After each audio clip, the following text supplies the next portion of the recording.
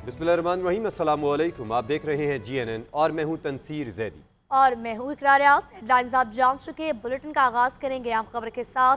शाम में एयरपोर्ट बंद होने से 600 के करीब ज़ायरीन फंस गए हैं। फंसे हुए ज़ायरीन और शाम में मुकीम पाकिस्तानियों के इनखला के लिए इक़दाम जारी। वज़ीर आज़म ने शाम से पाकिस्तानियों के इनखला के लिए लबनानी वज़ीर आज़म से मदद मांगी। शहबाज शरीफ का लबनानी हम मनसब से राबता, कहा पाकिस्तानियों का शाम से इनखला लबनान के जरिए ही मुमकिन है।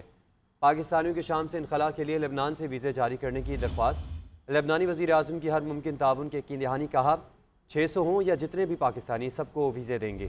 पाकिस्तानी सफ़ीर को शाम से पाकिस्तानियों के फौरी इनखला के लिए हिदायत जारी। उधर वज़ीर आज़म शहबाज शरीफ की ज़ेर सदारत अहम इजलास। शाम से पाकिस्तानियों के इनखला के हवाले से गौर। दमिश्क में सफारत खाने को हेल्पलाइन कायम करने की हिदायत। 24 घंटे मालूमाती डेस्क फाल रखने का भी हुक्म दे दिया।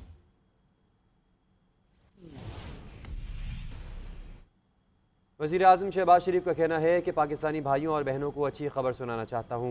लेबनान के वज़ीर आज़म से टेलीफोन पर बातचीत हुई। दमिश्क में फंसे पाकिस्तानियों की फौरी मदद की दरख्वास्त की। उन्होंने कहा हम आपस में भाई हैं, कोई मसला नहीं है। तमाम पाकिस्तानियों को बेरूत आने दें, हम उन्हें जो मुमकिन होगा सहूलतें देंगे और वो जल्द अज जल्द पाकिस्तान वापस आ जाएंगे।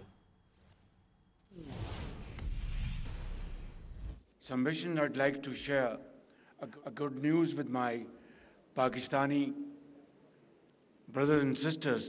Just a while ago, I had a telephone call with my brother, Prime Minister of Lebanon, and requested him for immediate help.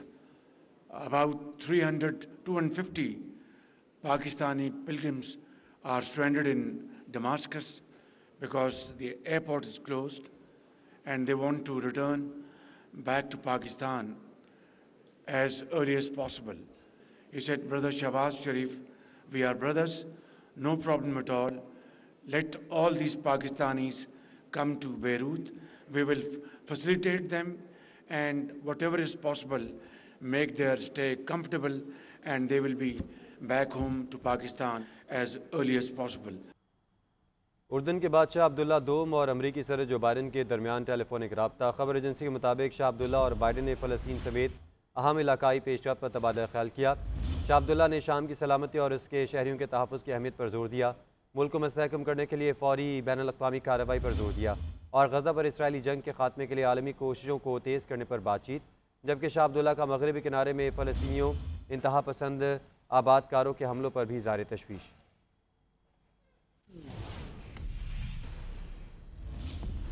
दीगर खबरों में आपको बताएंगे मदारिस के मौजूदा निज़ाम को किसी भी सूरत तब्दील करने की कोई कोशिश भी नाकाबिल कबूल होगी। हुकूमत किसी भी प्रेशर में इस निज़ाम को तब्दील या ख़त्म करने की कोशिश ना करे। मदारिस को निज़ाम तालीम से ही वाबस्ता रखा जाए। इस्लामाबाद में मदारिस इस्लाहात से मुतालिक इजलास में अल्लामा ताहिर अशरफी की करारदाद मुत्तफ़िक़ा तौर पर मंजूर। करारदाद में ये कहा गया कि किसी भी सूरत DGRI के निज़ाम को ख़त्म नहीं करना चाहते। अल्लामा राग़िब नईमी बोले मदारिस से दहशतगर्दी का लेबल ख़त्म करना हुकूमत की जिम्मेदारी है। ये मजहबी मामला है, इसे सियासी अखाड़ा ना बनाया जाए। मुफ्ती अब्दुल करीम ने कहा मौलाना के नुमाइंदे नहीं हैं मदारिस के, वो सियासतदान हैं, उन्हें चाहिए उलमा कराम से माफ़ी मांगे।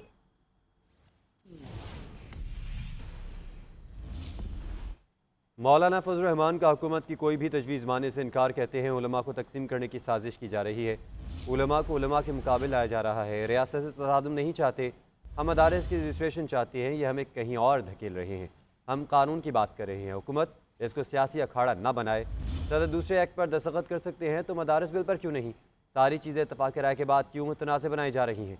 पार्लियामेंट इस बिल को पास कर चुकी है और हम जीत चुके हैं। FATF, IMF और मगरब मदारिस को कंट्रोल करना चाहते हैं। मार्च से मुतालिक सवाल पर बोले मुफ्ती तकी उस्मानी ने 17 दिसंबर को मदारिस से मुतालिक इजलास बुलाया है, इसमें अहम फैसले करेंगे।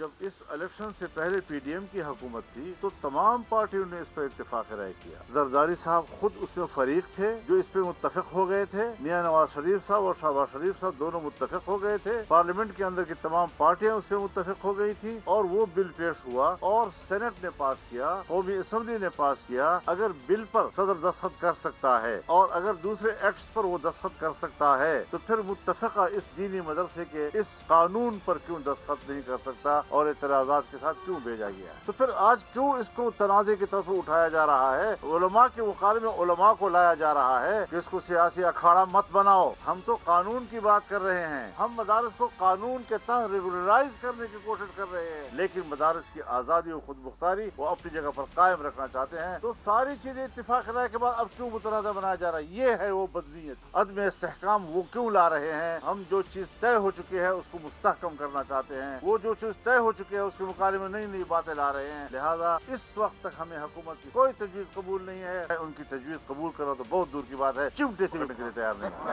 उलमाए कराम की तजावीज़ पर मुशावरत करेंगे, मौलाना के साथ भी बातचीत की एक नशिस्त होगी, नए कानून में तरमीम की जाएंगी या नहीं, मुशावरत के बाद फैसला होगा। कोशिश है मदरसों और जामियात के तलबा को एक छतरी तले लाया जाए। वज़ीर इत्तलात तथा तारड़ का उलमा मशाइख इजलास से खिताब, कहा जब भी कोई कानून बनता है उसका कोई कोड ऑफ कंडक्ट होता है। मदारिस को कौमी धारे में लाया जाए और कौमी धारे में लाकर जो मुख्तलिफ मनफी चीजें मदारिस के साथ अटैच हो जाती हैं उसको खत्म किया जाए। और इससे बढ़ के देखिए सबसे अहम जो इसका जुज़्व है वो तलबा हैं जो मदारिस में ज़ेर तालीम हैं या फारिगुल तहसील हैं, के साथ कोई ऐसा इम्तियाजी सलूक ना हो कि वो माशरे में बतौर जिम्मेदार शहरी, बतौर पढ़े लिखे लोग अपना किरदार ना अदा कर सकें। ये इसलिए किया गया था कि छतरी एक हो, एक ही छतरी के नीचे मदरसे के तलबा भी हों और एक ही छतरी के नीचे बाकी तालिब इल्म भी हों मुख्तलिफ यूनिवर्सिटीज, और जिस मर्जी शोबे में वो जाएं कि एक पहचान हो, उनके पीछे एक महकमा खड़ा हो और पता हो कि जी ये महकमा है जो इनको रेगुलेट करता है। और देखिए बैनुल अक़वामी सतह पर पाकिस्तान पर बहुत सारी सवाल उठाए जाते थे कि आपके यहाँ निज़ाम कोई नहीं है, कि हमने मुल्क से बाहर भी ये जवाब दिया, ये सलाहियत रखते हैं कि हम ये रजिस्ट्रेशन करें। मैं सबसे पहले इस हकीकत को तस्लीम करना चाहता था कि जब तक आप हकीकत को तस्लीम नहीं करेंगे मसले के हल की तरफ आप नहीं बढ़ सकते। कि वजारत तालीम के ज़ेर इंतज़ाम होने से जो फ़वाइद हासिल होते हैं, जो मकासद हासिल होते हैं, उसके समरात आना शुरू हो गए हैं। वज़ीर आज़म का इस्लामाबाद में इंतशार फैलाने वालों के खिलाफ कार्रवाई तेज़ करने का हुक्म। शहबाज शरीफ ने इजलास से खिताब में कहा, इंतशार फैलाकर मुस्तहकम होती मईशत को सबोताश करने की इजाज़त नहीं दी जाएगी।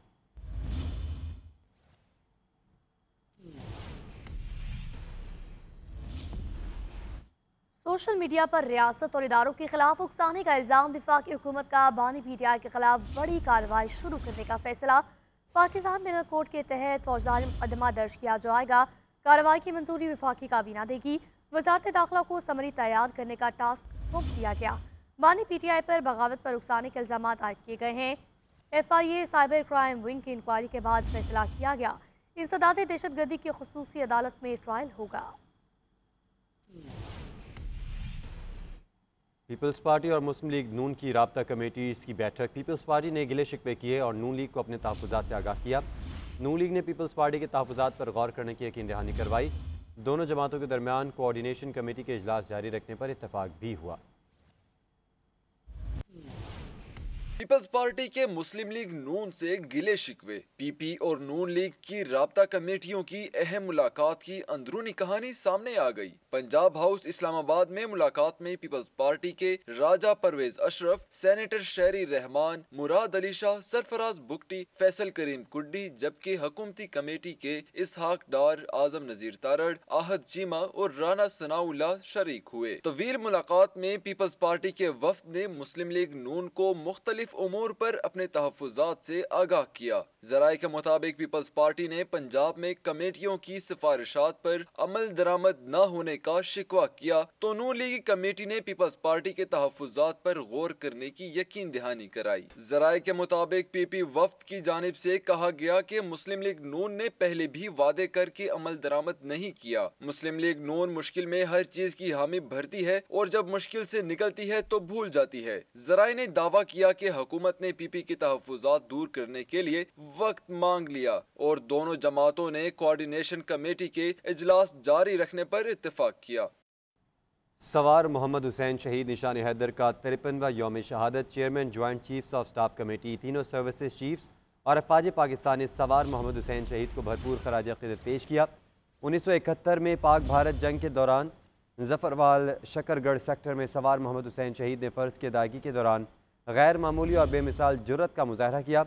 इस दौरान दुश्मन की मशीन गन की गोली सवार मोहम्मद हुसैन के सीने पर लगी। सवार मोहम्मद हुसैन ने सीने पर दुश्मन का वार सहकर मुल्क के लिए अपनी जान कुर्बान कर दी। जानों का नजराना पेश करने वाले बहादुर बेटों को कौम खराज अक़ीदत पेश करती है।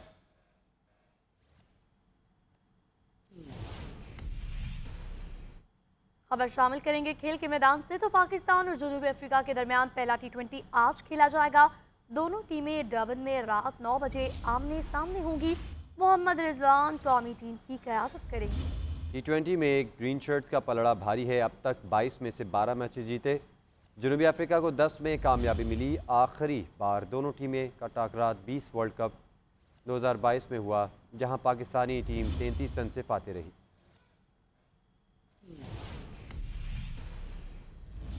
Welcome back. बुलेटिन में आगे बढ़ेंगे और आपको बताएंगे कि विफाकी और गंडापुर हुकूमत आमने सामने।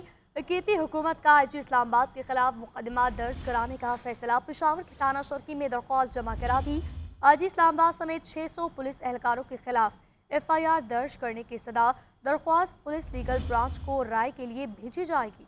मौक़िफ़ अपनाया कि KP हाउस खैबर पख्तूनख्वा की मिल्कियत है।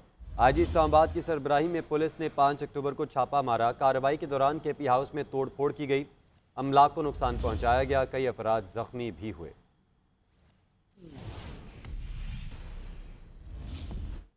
वज़ीर आला KP अली अमीन गंडापुर ने कहा कि हमारी ख्वाहिश है बानी PTI की खैबर पख्तूनख्वा मुंतकिली नहीं बल्कि उनकी रिहाई हो जाए।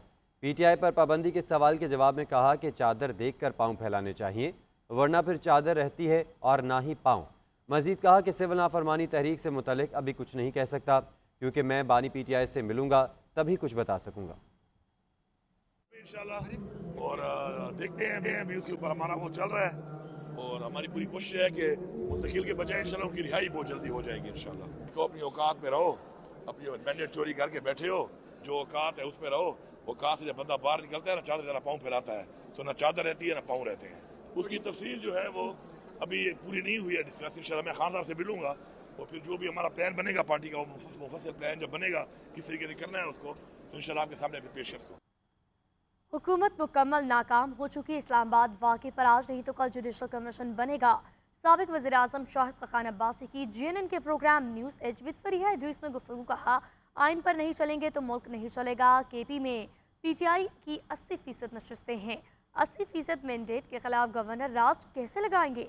हम फरीक नहीं, दुश्मन भी नहीं। कोशिश करें कि हालात ठीक ही रहें। अल्लाह ना करे फैसले सड़कों पर हों, लेकिन हम इस तरफ बढ़ रहे हैं। नून लीग ने पावर पॉलिटिक्स शुरू की तो मैं पीछे हट गया। गोलियां क्यों चली हैं, इसके लिए एक इंक्वायरी कमीशन होना चाहिए और एक दिन बनेगा। आप ये बात याद रखें, अगर आज नहीं बनेगा तो कल बनेगा। हुकूमत आज भी कहती है हम बेखबर हैं, हमें नहीं पता वो आदमी मरा भी है नहीं मरा। अस्पताल दोनों उनके हैं, वहाँ ज़रा पता तो करें डॉक्टरों से।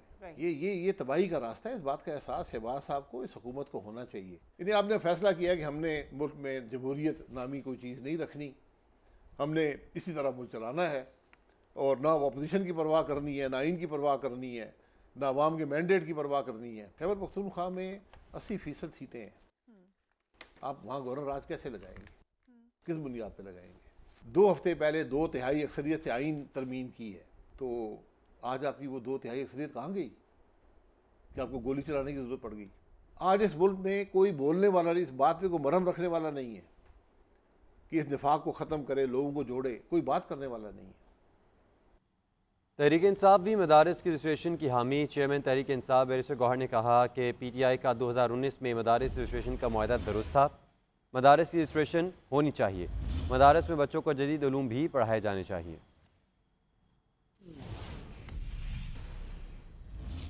तो दूसरी जानिब गवर्नर सिंध कामरान टिसोरी का कहना है मदारिस में बच्चे अगर दीनी और दुनियावी तालीम हासिल करें तो उन बच्चों का मुस्तकबिल रजिस्ट्रेशन से बेहतर हो सकता है। वो कौमी धारे में आ सकते हैं। इसकी रजिस्ट्रेशन 200% होनी चाहिए। मौलाना को सोचना चाहिए कि पाकिस्तान दुनिया में मदारिस में आखिरी लिस्टों में है। आप मदारिस का इशू उठाकर पाकिस्तान को आखिरी लिस्ट से भी निकालने के मूड में हैं। बस सवालात ही ऐसे, मुल्क कहाँ जा रहा है भाई? मदरसों में बच्चे अगर दीनी और दुनियावी तालीम दोनों हासिल करें, उन बच्चों का मुस्तकबिल रजिस्ट्रेशन से बेहतर हो सकता है। वो कौमी धारे में आ सकते हैं, तो उसकी रजिस्ट्रेशन 200% होनी चाहिए। मौलाना फजलुर रहमान साहब को भी सोचना चाहिए कि आज पाकिस्तान वैसे ही दुनिया में आखिरी लिस्टों में है। आप मदारिस का इशू उठाकर पाकिस्तान को आखिरी लिस्ट से भी निकालने के अगर मूड में हैं, तो मौलाना के लिए हमारे दिलों में इज्जत और एहतराम है, लेकिन सभी को सोचना है कि ये पाकिस्तान तरक्की कैसे करे।